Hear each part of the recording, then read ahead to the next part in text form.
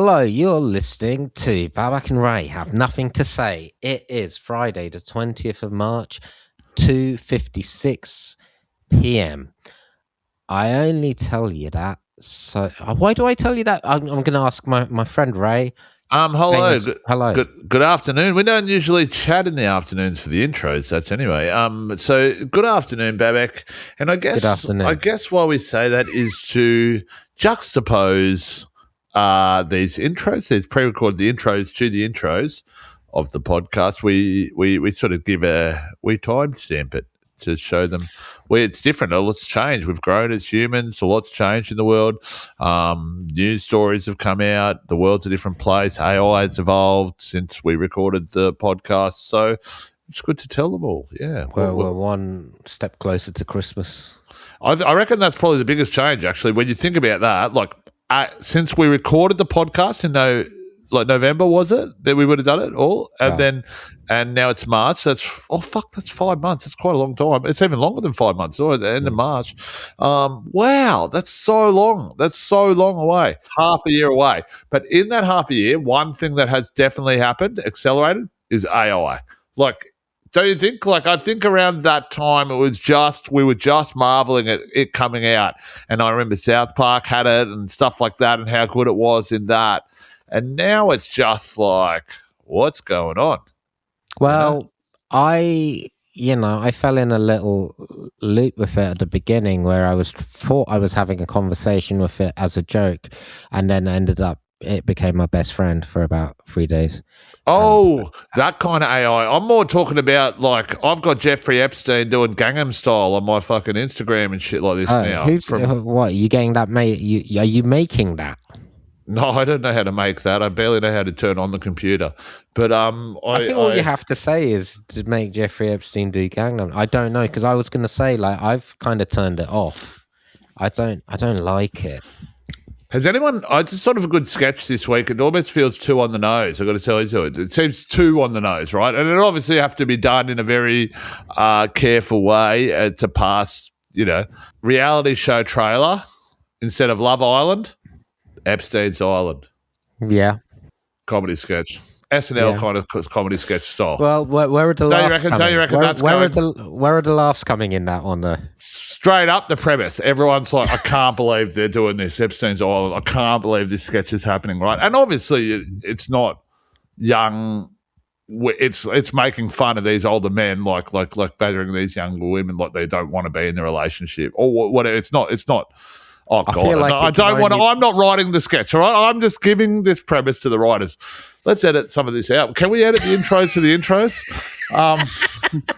This episode is with Freddie Meredith, a very funny comedian, an enviably funny comedian. I find him, yes, when you think of Epstein's Island, you think of this man, Freddie Meredith. And he's a really funny dude, really one of the funniest comedians I know, actually. I honestly, like instinctually, one of the funniest people I know. Like he's got, I am insecure about most things in life, but I'm quite confident in my own sense of humour, like being funny. Mm-hmm. But I'm insecure about most other things. Okay. But I am confident in being. But Freddie has got a sense of humour that I find like not intimidating, but just like it's good. I like watching it. It's interesting. It's we talk about a podcast. Freddie and I talk about a podcast that we have tried to make for the Moth Club, and we promo it. We joke about it there on that pod on this episode. So in November we joke about how it'll come out soon. It still hasn't come out. We're meant to record it next Friday. It's never going to happen. It's never going to happen. I don't know if it'll ever happen. But have you been doing it? No. We've done 3 pilots. Well, for some reason, we keep fucking them up. Something. Anyway, I'm just promoing this podcast for some time in the future. It's good to put a promotion out there for the general future, Because we need to say it's 20th of March now, but when this goes out, it'll be some point in April anyway. It'll maybe 6 months from the initial podcast release. Man, imagine how far AI would have gone by then. They'll have made that sketch that you were talking about by then. Let's not bring that back up again. I'm actually traumatized by some of the things I said then. And also in this podcast I talk about this is the thing with the 24-hour podcast, like in the comedy industry, it's very like, it's so fickle, man. You just can't be like, it's so annoying as a comedian because you have to be like so outspoken about all your observations about everything in the world and anything that looks out of place. And then in your own industry, you just got to shut your fucking mouth. You're not allowed to say a thing, And if you do, it's just too small. I mean, of course you can't say things. It's just, but like, I just shit on the Comedy Store a bit, and I feel a bit rude to do that because they probably won't book me again. But they're not booking me anyway for some reason. I've been booked by them for a year, so I thought, fuck it, who cares? At one point, is this stuff that you said in this episode? Yeah, at one point I thought I'd tell Hugh to edit it out. I thought maybe I'll get Hugh to edit this whole section out. We'll just do a really long intro. But then I just was like, fuck it, they don't book me anyway. And like, it's not even that bad, but it's just like, I'm just like, just saying it's a pretty shit gig or something like that. But like, I just did remember the last time because they booked me when I first came to the country. I used to get on their heads all the time, and then they just sort of stopped booking me. And I don't know why. But then the last email I sent them I sent them an email trying to get gigs, and I tried to be funny in it. And I wrote to them like I offered them a money back guarantee. The first, I said, big laughs or your money back. Yeah. And they never replied to my email, obviously. But I've just always thought it's always stuck in my mind. Remember it from time to time. Like, remember when you emailed the Comedy Store, money back guarantee? Like, they wouldn't have even thought that was funny. They would have thought, like, I've really thought that was a funny joke. They just would have thought this guy's so desperate, like money back guarantee. But like, I just thought it's kind of funny to be the only comedian with a money back guarantee. Big laughs for your money back. But anyway. Are you suggesting you give them back your fee? Not the ticket. Maybe they were worried that you were suggesting that like you have to give the audience's ticket money back. No, I'm suggesting my fee. Big laughs for your money back. I think you need to email them again. Oh yeah. When did you send this email? Like 5 years ago. Just go. Just to clarify, it's my £50 fee or whatever it is that people. That's what you want to. Oh, dude, that's one of my favorite things to do. If you really want to, like, this is a good one. You just go into an old group chat from about 6 years ago and reply. Just reply. Just reply to someone. Just like, yeah, man, maybe. Yeah. And it's like, just like 6 years ago. It fucks people up. They don't know what's going on. They don't know if you're serious or not. Yeah. I have so many of those I can do because I never leave a group chat. I never say anything. Like when there are like 50 people, I feel rude to suddenly like 3 months in this chat, like just take myself out because I feel like I should have done that at the beginning. So like every group chat, I'm still in them. The best group chat. Oh, we're gonna have to go. I'll just say this. So the best group. I'm in a really good group chat. It's dead now. I might try to bring it back to life, but it was with Tim Key and Adam Hess, and we had a gig together one night, and we were meant to go for a drink somewhere. This is like years ago, and I was meant to go and I tried to send them all a message saying I couldn't get there. I tried to send them a message saying going home, but I accidentally created a group chat, and that was the title saying going home. The title of the group was called Going Home. And Tim Key writes like, what the fuck is this group chat that you've created? And I'm like, I think it's pretty obvious. I'm going home. And then for a while, that group chat was just used. People would just post a picture of themselves going home every now and then. Well, or the daily, like, it was just not even daily. It was just every few months you just have a photo of you with the keys in the door, like going home sort of thing, or in an Uber going home. But anyway, this is, I think it's episode 11. Let's hope it's episode 11 with Freddie Meredith, very funny comedian. Hope you enjoy it. Babbitt and Ray have got nothing to say, and they're gonna try and say it all in one full day. Well, that's the world that we live in today, making things up, hoping and praying that all the guests are coming. We got a producer called Hugh. We didn't think about the money, we're worried what we're gonna do. Babbitt and Ray have got nothing to say. Babbitt and Ray have got nothing to say. 24 episodes locked in a day, and it's Monday. Hey, you're listening to Babbitt and Ray have got nothing to say. It's 10 o'clock. It's episode 11. It's Monday. Things are going well. I'm here with the crew, and I guess it's all going quite swimmingly. Sometimes I'm worried that these sort of podcasts are just turning into a big chat that is going on for 24 hours. And other times I'm feeling like it's flowing. I'm feeling like we're doing the interviews. So it's really hard to gauge how this has been going.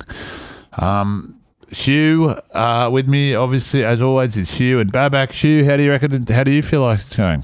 Feeling great. I'm feeling the sunshine. I'm feeling really the middle of Monday coming on, or at least a firm beginning, and that's beautiful. Okay. And Babak, how are you, man?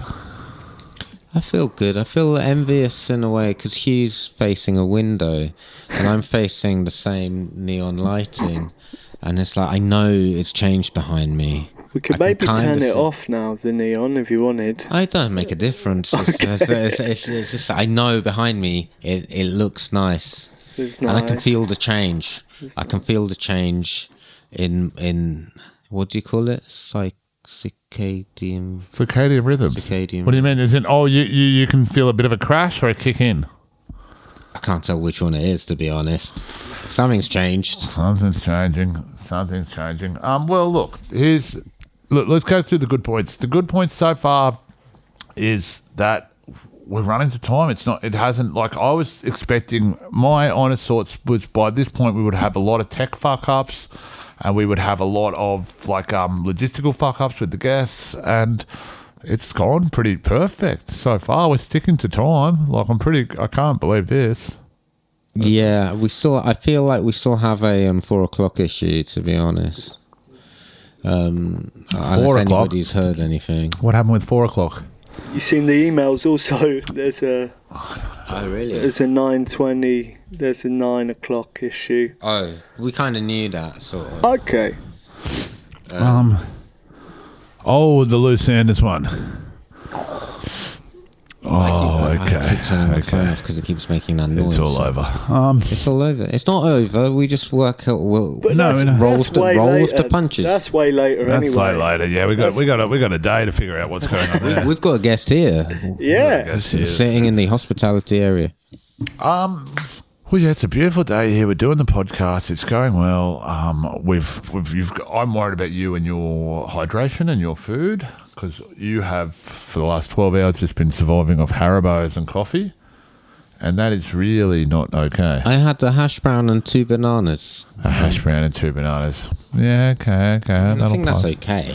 That's okay. And I've left the remaining hash browns over there for our guests. I've got you a little superfood smoothie there. Thank you so much. And I think that'll give you a few vitamins and minerals that you'll need to get through we'll need them.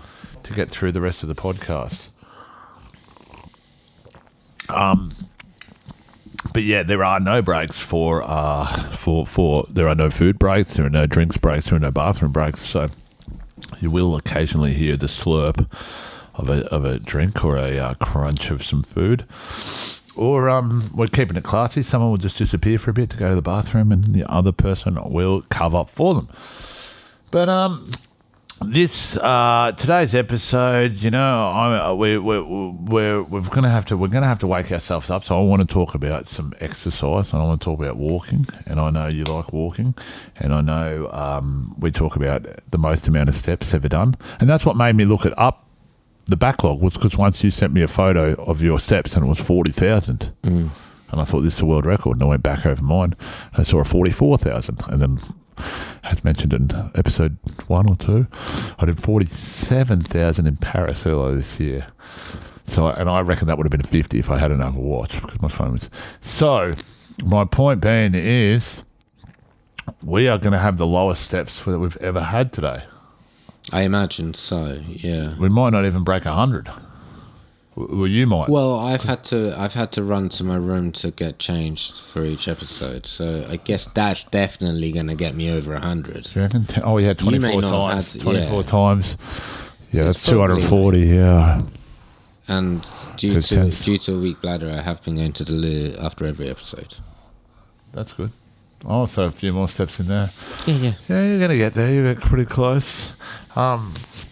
Well, I was telling my friend John Cruikshank, an Australian comedian, about the most amount of steps you can do in a day, and talking about this and saying, you can go through your history and you can find it on your phone. Just go to the health app and keep scrolling until you find the most amount of steps. And later that day, I got a screenshot from him, and I'd never even seen anything like this before. I'd never seen this sort of displayed, and it's step count for that day, 13. Just 13 steps the whole day. That's all he'd done. I don't know how you can do 13 steps. Like, as in, we haven't moved all day today, and you're going to probably beat like 200, 300. 13. That's just... seems like unfathomable. It is, because it not being even means that somewhere he either took a bigger step, or... Because if you say it takes you 7 steps to go to the loo, you'd probably think it'd take you 7 steps to get back. So wherever you, or unless you've just gone one place and you've not moved. Yeah, Just gone from the sofa. This is me trying to do detective work. Yeah, I'm just presuming it would be an even number if you return from where you left. Yeah. That's a very good assumption. Yeah, for it to be a different number, his stride would have to change distance or whatever. Yeah. His gait. Yeah. And that's a weird thing to happen when you're taking so few steps in a day. To just take one big one. One big one. Yeah. Unless you were going up some stairs and you just did a double. Yep. Okay, well, let's bring in our first guest then. Not our first guest. Fuck. First guest in this episode, and only guest in this that's episode. right. I didn't need to make there wasn't such an error, because if you're listening to this on a week-by-week basis, or we keep talking like that, like we're assuming that it's coming out weekly, but we don't actually know when it's coming out. But if you are listening to this on a regular basis, and like, I guess it is our first episode, our first guest. This guy's fantastic. There's the Beeps. This guy's fantastic. He's a regular at the comedy club that I'm a regular at, Moss Club. He's an actor, brilliant actor, been in so many different TV shows and stuff, including Such Brave Girls, which is sort of a role that I sort of remember him for. But let's make him welcome. Anything to say, Babak? No, I'm a big fan of Such Brave Girls. Big fan of Such Brave Girls, big fan of this guy. Let's make him welcome. It's Freddie Meredith.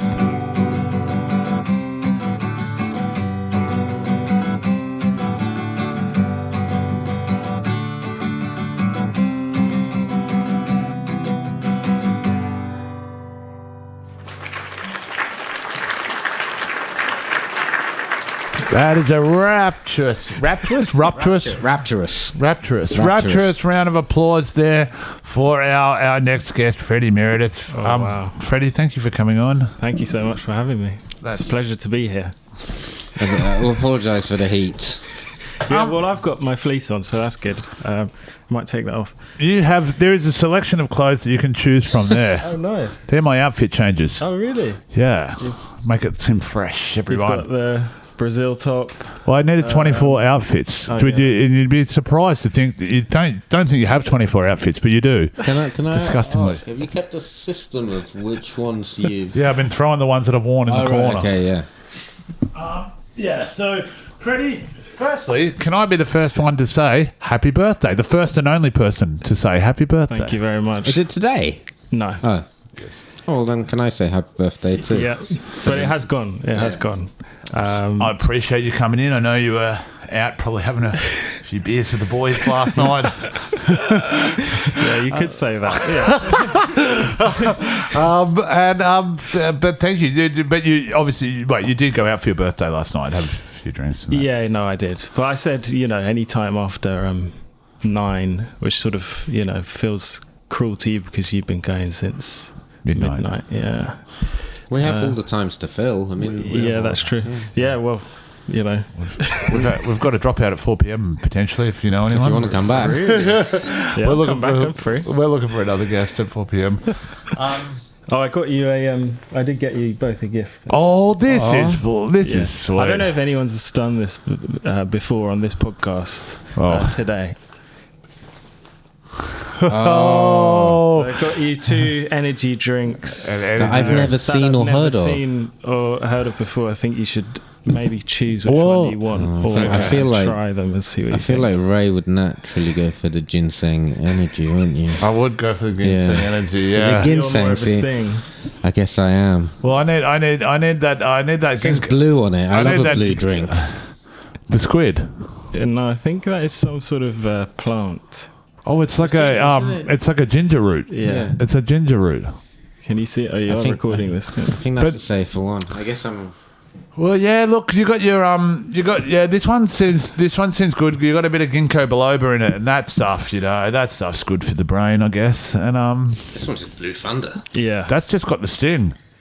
Well, I thought you could try them and feed back to me what you think, and then, Thank you very much. we could potentially come up with a new style energy drink afterwards. Are you doing it? I'm doing it now. The ginseng. I'm a bit scared of it. Based on the.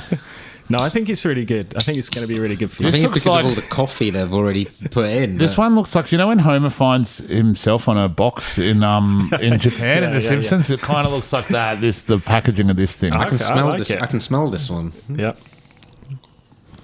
Oh, they all have a strong smell to them.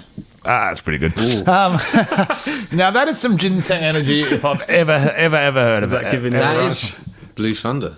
You can taste the ginkgo biloba. Did you want to try some? By the way. I'm quite interested in the ginseng energy, Yeah, to be totally. honest. I'm sorry about this thing. I should have just got 2 ginseng energies, but This is like the blue raspberry flavour. that's good actually. It's been a while since I've had a energy drink. The blue raspberry flavour, did he say? No, I don't know what that is.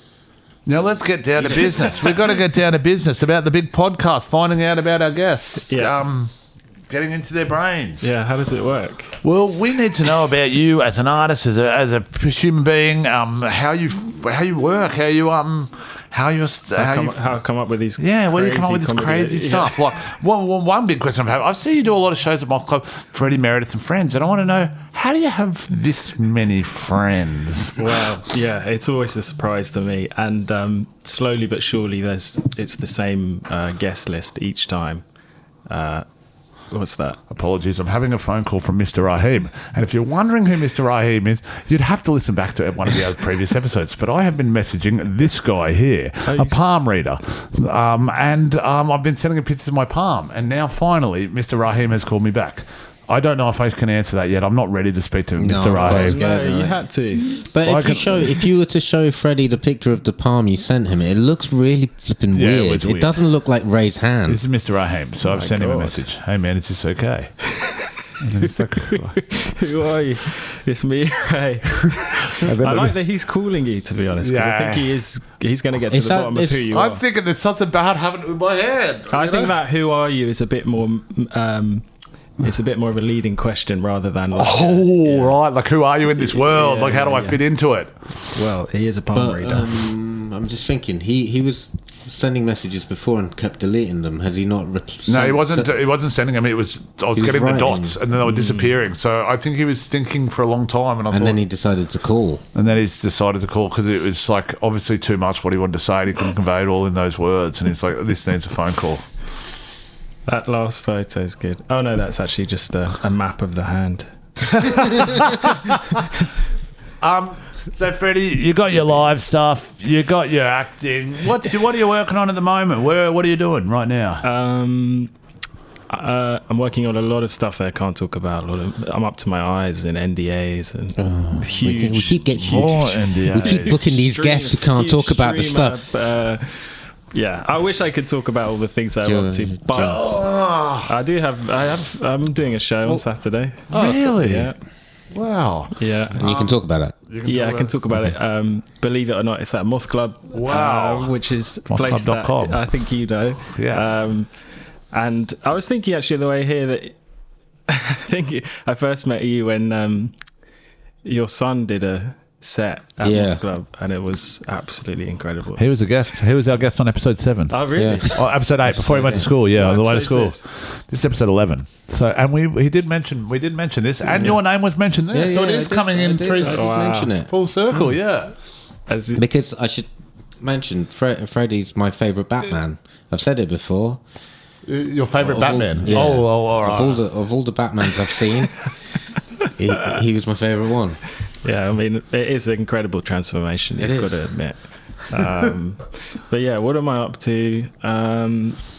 As I say, can't say about most things, but I'm injured at the moment, physically. So I'm trying to come up with different ways to exercise. How did you injure yourself? I twisted my ankle. And I'm considering hitting the gym and getting started on that. Bulking up. Yeah. I don't know if you guys have any experience with that. Well, Ray's got a gym in his flat. Yeah, so I guess Really? I own a gym. Yeah, I'm an owner. Well, it's Gym part owner. part of the building. I own the building. No, yeah, it's part of the building. There's a gym in there. Yeah, and it's one of those things. So when you move in, you're like, I'm using this every day, and then I use it for the first week and never used it since. But I would love to use it. So not an empty gesture here, but a lot of this podcast has revolved around me planning stuff for like later in life. But if you want to come to the gym, Yeah, can I come? yeah, we're not too far away. That'd be great. I'm just down the road in but. Can I ask you, what are your thoughts on this AI actress that's coming out trying to steal your jobs? Well, my main thought is how does it work? How do you work with her? Yeah. Well, what agent she got? Sort of Yeah. thing. She does have an agent though, doesn't she? She's got agents are circling. Agents are circling. Yeah, they're circling. She hasn't. I don't think she's performed yet. I don't think she's done anything. Oh, right. But I think as soon as she does. This is going to sound mad, but like I just thought, like, isn't the end result going to be, and like this isn't even that far away, like there'll be shit versions this soon. She'll just have an AI agent and she'll have an AI writer, and then the whole thing will make itself. Yeah, I think so. That will be its own sort of genre. That'll be pretty soon. Well, they had that Seinfeld thing that was writing itself. Did you ever see that? No. It was like an AI Seinfeld. And it was right. It got cancelled. The AI thing got cancelled because it did all these trans jokes. So Jerry Seinfeld was doing it. There. Jerry was doing it. I'm paraphrasing. I can't remember it exactly, but it's AI Seinfeld, and it got to a point where it was actually kind of like pretty good. Like it wasn't like a Seinfeld episode, but it was like Seinfeld 101. Right. Like, okay. Yeah. So because it can only recreate. Yeah, so it's sort of like a watered down version of older ones, but they're base ideas and like. I would be interested in creating my own AI actor version of me and seeing what it looks like, seeing what it does, and directing yourself. Yeah. Because that isn't it. It's an actress who's like given her. Wonder what scenes you'd write yourself, huh? The worry with the AI actress is that she can do more than one job at a time. So surely she could just be in everything. Yeah. Oh yeah. Oh yeah, she'll be in everything. That's for sure. Yeah. I mean, you don't want to oversaturate yourself like that. I'm serious. So they probably wouldn't put it because, like, it's kind of the reverse. Like they don't need to do everything because they don't need money, so they can just come whenever they're needed. Yeah, right. So it's the perfect spot, the perfect person for each job. But if they have an agent, then how do they even arrive? Oh, who creates the? As in, like, what's a day's filming looking like? Oh, but it's all post, I guess. It's all done online on the computers in the Matrix. Online. It's all in the Matrix, yeah. Yeah, I think it's all done online. It's all done on Facebook, probably. It's Facebook, it's YouTube, it's all that stuff. Man. I think so. Yeah. YouTube. They're still on. She's still on Facebook. It's got something to do with YouTube. It's got something to do with this, I reckon. But the AI actress is in movies with real people. She's on the computer. I don't know if I'm working with her and I'm doing a scene. Yeah. She's obviously not there or maybe the actress who is her, like, who's created her stands there, and then they kind of. I don't know. I mean, I don't know why. We have no idea what it is, or. But you can't talk about what you're doing, so we have to work this out. This is what we have to work out. I think me not being able to talk about what I'm doing is. I find a good one. Well, it's a good, but I think it's better for you to, because it'll be in my voice anyway. So Babak has. But some of them were AI questions. But before I got here, he'd done AI questions, asked them to write questions for the podcast in my voice. Yeah. Okay, good. So I don't know if they are. GPT questions that I would ask. That Ray would ask. What's the most boring dream you've ever had? Oh, I wouldn't ask that. Oh, really? No, kind of like it's kind of. I think I'm not doing ask dream stuff. Top 3 smoothies, maybe. Do you think people can tell when you're pretending to know what quinoa is? No, I wouldn't do that either. I'm not touching quinoa. These do sound familiar to me. If you had to pick one smell to haunt your enemies with, what would it be? Better. Yeah. I'm liking this one now. That is good. Actually, just before I left, because we've been away, we opened the fridge and there was some kimchi in there, and it's gone off. That was one of the worst smelling things I've ever smelled in my life, and it's put me off kimchi for good, I think. I'm gonna say because it's sort of on the edge anyway. Yeah, it was barely making it. I think I had a week where I was like, fucking hell, have kimchi with everything. I think that I'm pretty tolerant and eat all foods, but I realised that kimchi I actually don't like. I know it's very trendy and everybody eats it and it's good for you. Yeah. But I just don't. I'd never liked it. I don't. When I first tried it, I was like, this is good. And I put it on toast, I put it on everything, and then here we are. And it's, to me, now the most disgusting thing I think I've ever. Yeah, because you're right. It's that smell. Once it goes toxic, you can't forget it. Yeah. What about you? Worst smell in the world? This is your question. Oh, my question. I mean, it's not going to be as good as that. That's a specifically good one. And this is my question. I mean, straight off the top of my head, instinctually, worst smell that can be would be like a dead animal or dead carcass. Yeah. So that's what I'm thinking. You know, they when wine goes off, and they describe it as mousy. It tastes mousy, and because I work in a bar and we have to taste the wine because it's like natural wine, and it tastes like the smell of kind of like a dead mouse.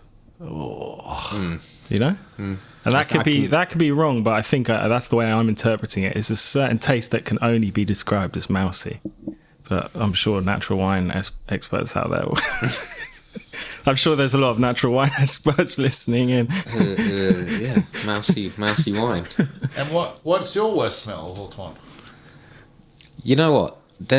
When I turn my Hoover on right now, and I'm not going to do it obviously, but I don't know what I did, but it makes a smell that does smell like something's died in it, and I didn't suck anything up that died in it. Well, you never know, do you? I feel like I spilt some ink on the floor once, and I put all this bleach on it, and then I hoovered it up, and I feel like all the bleach, I don't know what, but it smells like something. Are you sure something's not died in there? What could have died in it? It's hiding up against the hose like that. The little rat's in there. It's like hiding up against the hose. If I sucked the rat up, I would have seen the rat. I think you'd be smelling that. Well, it's a vacuum, isn't it? It's disgusting. Yeah. And then the whole room kind of smells for a bit. Okay, next. It's very specific, but that is...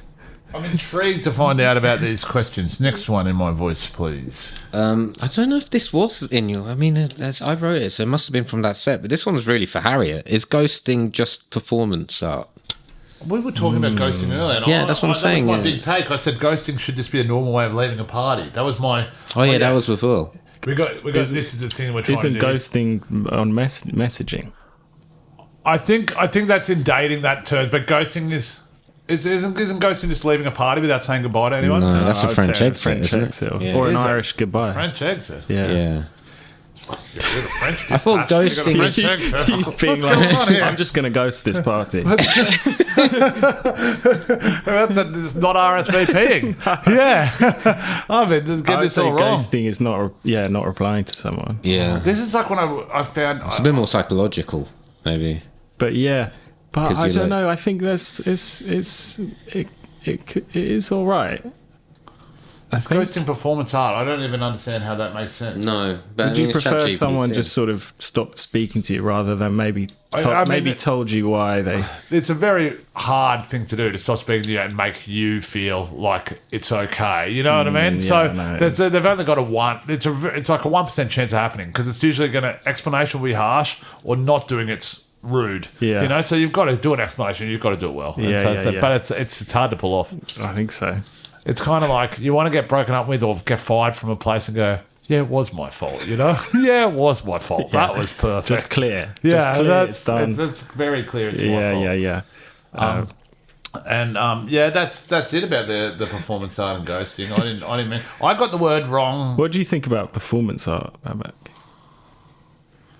When I was an art student, I found it problematic, and I couldn't tell like what I was. I couldn't help but laugh. Yeah. Probably. I guess it's a broad term, isn't it? But now it's sort of opened up. Like we had Harriet on before, and she does what she terms as performance art, which is different to like what I would have thought it was 20 years ago when I was at art college, because it was all like identity and serious and earnest, and now I don't know what the lines have all blurred. Yeah. Because I'd look at Andy Kaufman now. It's what I do, Kaufman, performance art. It could be. It's what I do, really highbrow and smart and incredibly intelligent. For example, Ray Wood. There's an argument. There's an argument to say that it is. Like I'd say Andy Kaufman. Andy Kaufman is. But Andy Kaufman wasn't doing the job, and only is retrospectively. Freddie is doing the job. Like Freddie's killing harder than anyone on the bill, so he's sort of just doing stand up. That's my definition of it. Yeah, performance art is not then stand up. So performance art can only be unsuccessful. I guess so. Yeah. Is that what you're saying? To a degree. I'm not saying it can only be unsuccessful, but I'm saying if you were doing comedy correctly, why isn't that comedy? Like it's comedy then. But can it be both? Comedy and performance art? No, I don't think so. No, that's no. Performance art is like. So if I went, because I'm not a very good. You say it's hard, but I'm not a very good performer, say, and I'm not. Wait, don't say that. Yeah, thank you. Yeah. But if I say I wasn't, because I am. Say that wasn't the and case. I came up on Moth Club and bombed. Can I then claim that was performance art? Unfortunately, I think you can. Yeah, but that basically is another term for failure. I guess the definition I would say then now, if we're dissecting it all, if you had meant to do that on purpose, then you could say that's performance arts. But if you're not, I guess you could say it's accidentally performance art. Yeah, I think a few of my gigs have been accidentally performance art, that's for sure. That's for sure. Especially when I venture outside the Moth Club, let's say. Which ones down to different areas of London. Which areas? We told you not to go out there in the big world. It's a scary world. I don't want to know. This city's going to eat you up alive. I haven't been asked. I've seen you around sometimes, and I remember early days seeing you. Like I'll see you sometimes at a random gig. I remember seeing you one at like not just seeing the advertising, but you were doing like it's like Freddie's just doing Moth Club, like an inner city hip room, and then I think the next one was like some like bowling club or something like that. You did a bowling club or something like that. I remember that. I thought, oh, that's a big step, like step in another direction. Yeah. That's kind of like a corporate gig compared to Moth Club, I'd say.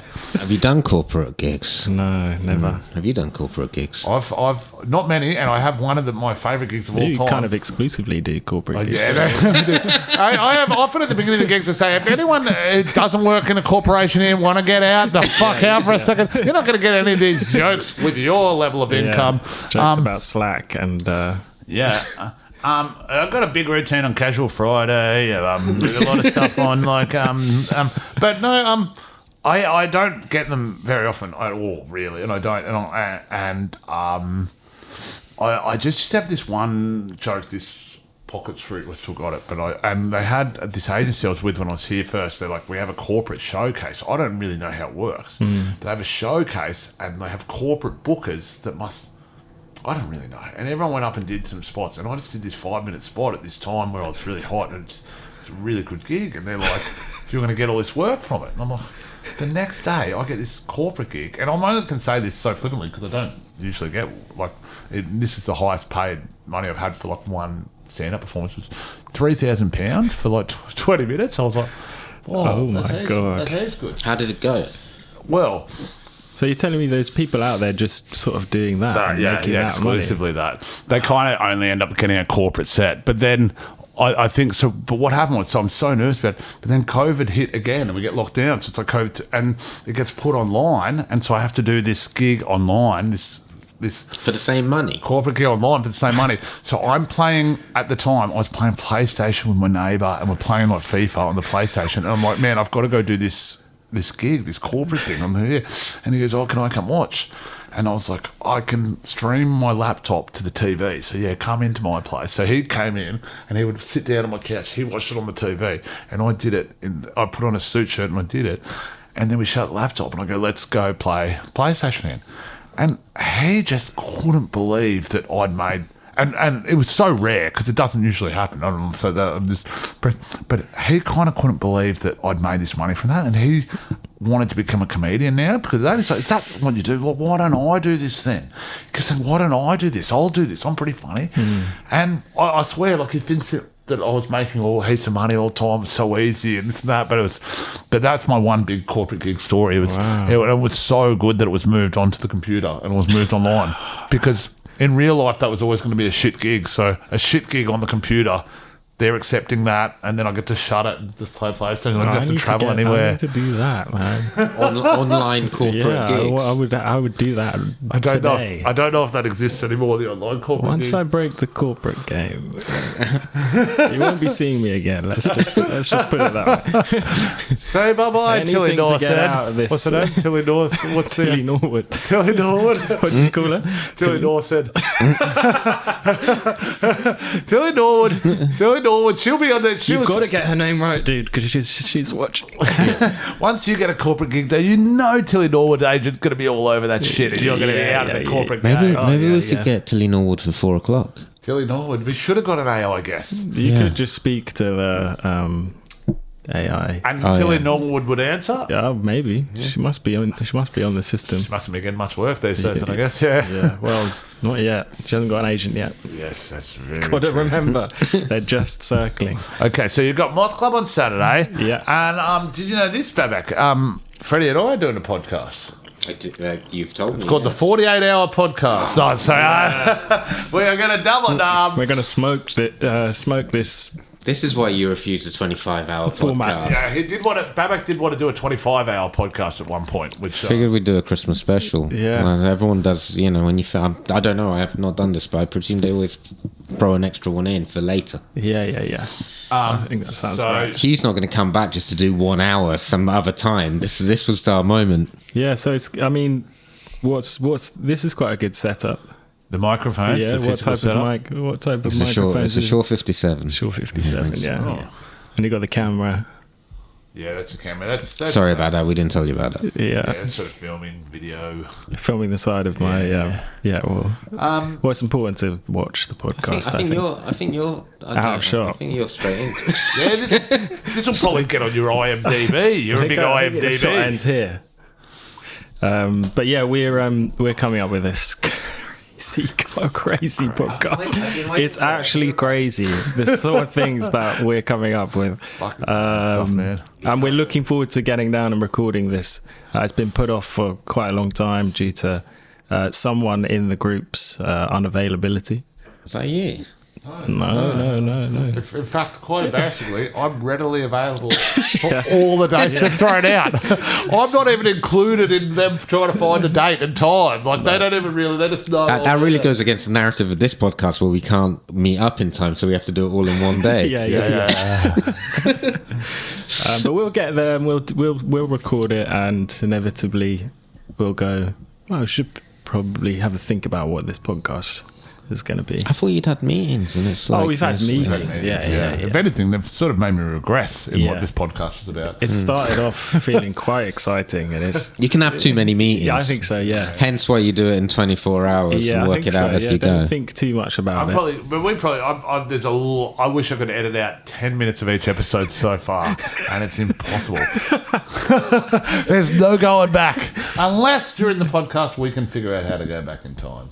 And then we edit it. And we come forward. Well, it's not. We can go back. You can chop listen. a few bits. Yeah. We could just really definitely chop a few bits of this. We've got to get rid of the Andrew Tate stuff from the earlier episodes, and then yeah, we can just take out the bits and just replace them with better bits that we then write in. Yeah. What about this as a character, new character, right? Really tight. Andrew Mate. Really tight conversation. Yeah. Just at a different volume. Have to listen to what follows so that it all sort of lines up. Full of sound bites. Yeah. Yeah. Full of political takes that are correct. Yeah. like actual. There's no reason because this isn't live. We could make ourselves sound way more intelligent than we are. What do you mean by just? What do I mean? I mean we can re-edit bits and put facts in. More intelligent than we are, though. That's what I'm saying. We're fighting Tilly Norwood. It's like she can do anything. Yeah, well, she can. I guess She's there's incredible. something to be said for And I'd love to work with her. Tilly Norwood. Just say it into the and I'd love to work with her. That's just me. I know it's unpopular opinion, but means I could be up to the nines with NDAs at some point. Yeah. I heard you called her a clanker. Is that someone? I don't know what that is, but Oh, someone told me that's the N word for robots or something like that. It's like if the robots to call at each other. But I might have got the word wrong. Clanker. No, I think I've heard that. Clanker. Yeah. I think it was Sam Campbell that told me this. Robots are talking to robots and calling each other clankers. I think maybe in a movie it did that and it sort of popularised it, and then it's actually quite offensive. Is it a truly offensive term or not really? To me and the other AI. No, but it could be. I mean, is it offensive in its own merit? Like, because obviously I'm not talking about the robots getting offended, but I'm like, are people getting offended by that? Like, should I be editing that bit out also? I have absolutely no idea. Tilly Norwood is going to be on our asses. I would love to see you work with Tilly Norwood. I think that would be an absolute. You should get her on the podcast. Yeah, or just do a self-tape with her. Help her out with a self-tape or something like that. All right, and so you've got the live, you've got the audio, but now what about the movies, the TVs? What about any flicks you popping up in coming up soon? It's an NDA, isn't it? Well, yeah, I mean, I have to come out and say the NDA thing is, of course, not true. I have no NDAs currently, but I would love to get some at some point. That was code for I've got not much going on, Well, actually, that's probably a lie. I got it. That's code for not doing anything. Yeah. Yeah. What? I don't know. I feel like I'm sort of doing bits and bobs, but I've done a few like audio things. And are you planning to do a show at Edinburgh Fringe Festival one day or not? Yeah, one day I'm planning to do it. Yeah. Really? Yeah, one day. Have you done one before? I'm trying an hour for the first time on December 1st. Where's that at? Bill Murray, of course. Wow. Yeah, it has to be. And I've written it, so I've got to learn it, and then I'm going to do it. And if it goes well, then I don't know, but Edinburgh's just so expensive that's kind of off the cards at the moment. Unless Ray can make a lot of money quickly with our new podcast, right? Yeah, and we can split the. But why would all the money go to Ray? Well, I feel like he's sort of in control of the financial situation. He's moving a lot of money around to make this podcast. Generally, I say to my friends, don't worry about the money. I'll sort out the money. I'll sort out the money. I just turn up to my friend's house, and so I went to school with, I'll sort out the money here. Yeah. You guys don't do that. Well, Ray feels like the captain of the new podcast at the moment. And I would say I'm vice captain. If you're unavailable, would step up for the captaincy. That's what happens in fantasy football. Yeah. The points go to the other guy. Yeah, exactly. But I always forget to change the other guy. Where would Ellie be in this? Well, Ellie's she's a maverick. Yeah. So she's not a captain or vice captain. She's vice captain. Not even junior vice captain really now. She's a playmaker. She's sort of barely turning up to training. You got to say. Yeah, Ellie, if you're listening, you got to get down to training. Me and Ray are training every week for this podcast. And a bit more. Just physical, though. Yeah, we'll get rid of the junior vice. Oh, down the gym. Yeah. Down the Ray's gym. Yeah. Still yet to get down there, of course.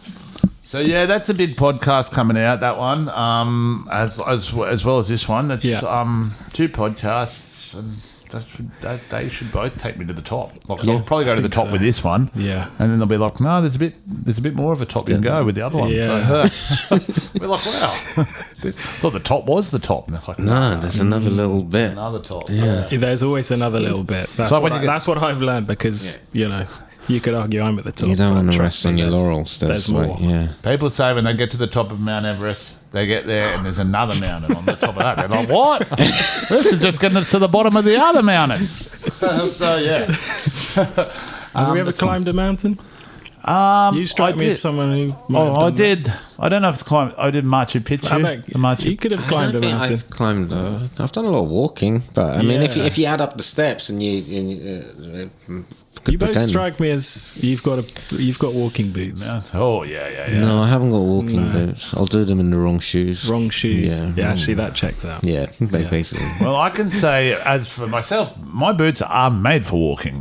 These are walking shoes, barefoot walking shoes, which were brought up in others. What have you got on? I've got the. We've.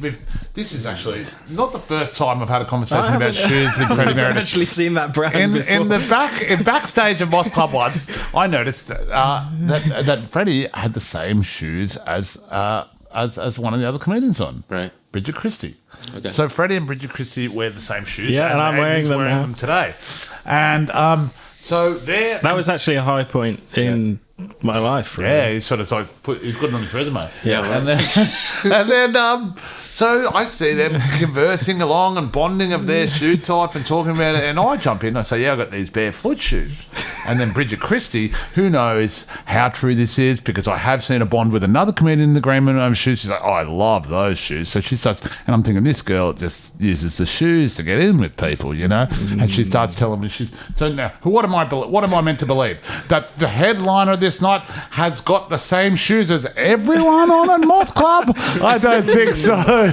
She just happens to be incredibly popular as well. Everybody loves her. Oh yes, okay, Bridget Christie, go home to your 1 million pair of shoes then.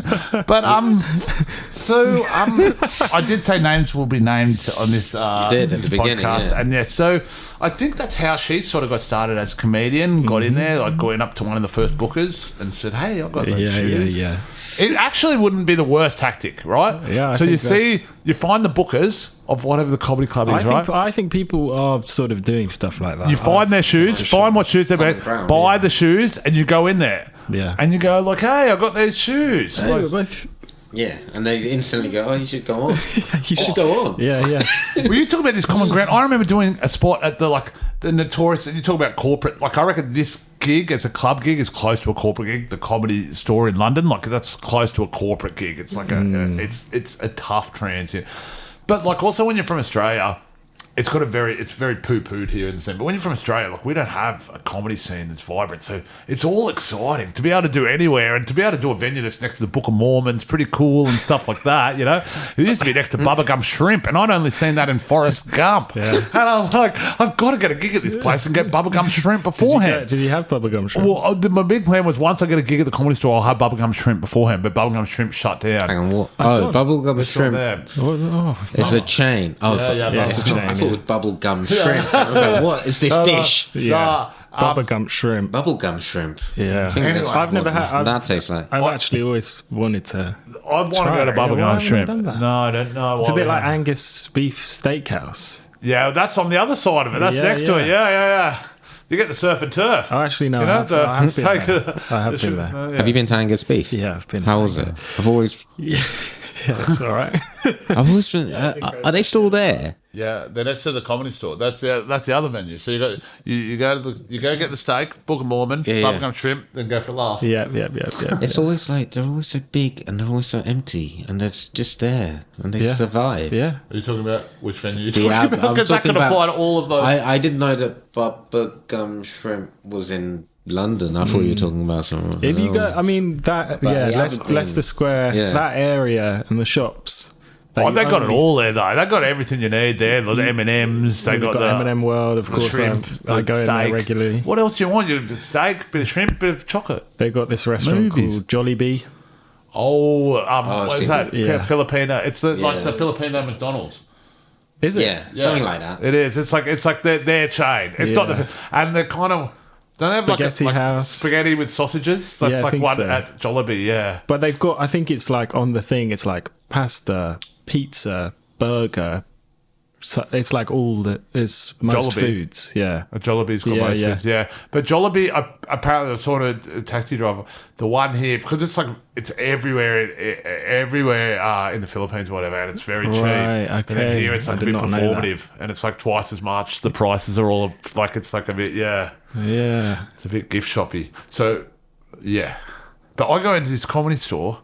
I meet the bartender there. I'm quite new to the country, and I'm quite new, and I meet the bartender, and I say, "Hey, man, my name's Ray." And he goes, "Oh, I'm Ray too. I'm Ray." And I said, "Oh, that's weird. You don't meet that many Rays, hey?" And he goes, "Yeah." And I said, especially like young Rays, like I feel like it's an older person's name. And he goes, "Oh, yeah, that makes sense because I'm named after my dad." I'm like, "Dude, I'm named after my dad. That's crazy." So I said, "You're Ray Jr." And he goes, "Yeah." And I said, "I'm Ray Jr." I said, "This is crazy." And he didn't react at all. Like he never, and it's bugged me for about 7 years. Like it's never going to happen to him again in his life. Never happened to me again in my life.